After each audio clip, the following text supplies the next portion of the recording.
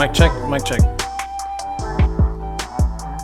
Alright, let's talk some salmon. So here we have some king salmon, and we just got this at Costco actually, and what we're going to do is cure it, and this is going to help firm up the texture of the meat as well as give it a nice briny flavor.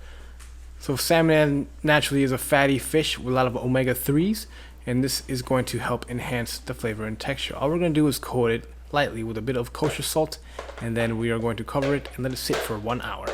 Take some water, add that water to a bowl, and then we're going to rinse the salt off our salmon. Now the salmon at Costco is generally, they debone already and they take the pin bones out. So this means that there's a chance that the salt will go into the meat. Usually we like to do a vinegar bath, but just because they took the pin bones out, I don't want the vinegar to go into the salmon and to start to cook it from the inside out. So we're just going to use water.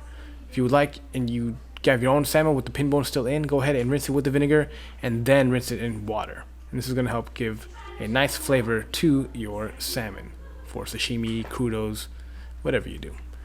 Take your knife. I have my Nanoxujiki knife. This is one of my knives that I got for doing sushi.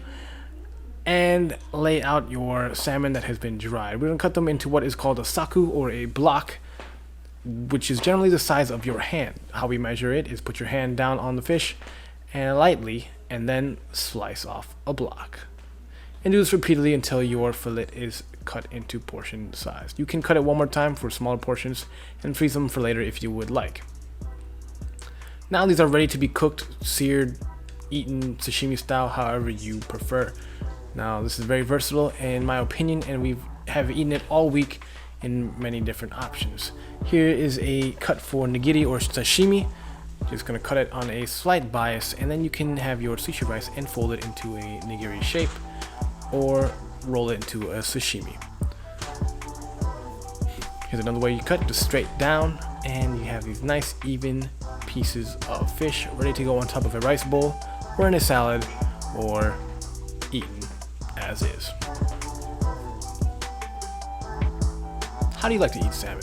Some ways we've been eating it all week is in a Caesar salad with a Japanese type Caesar dressing with some yuzu mayo and avocado, some aged cheddar, and the seared salmon with a little bit of pepper on top and a squeeze of lemon juice and garlic inside that dressing there. And the way we've been doing it is in this rice bowl. We have brown rice, some garlic chips, sesame seeds, and those rolled pieces of the salmon and some toba-jane aioli, avocado, and some cucumbers.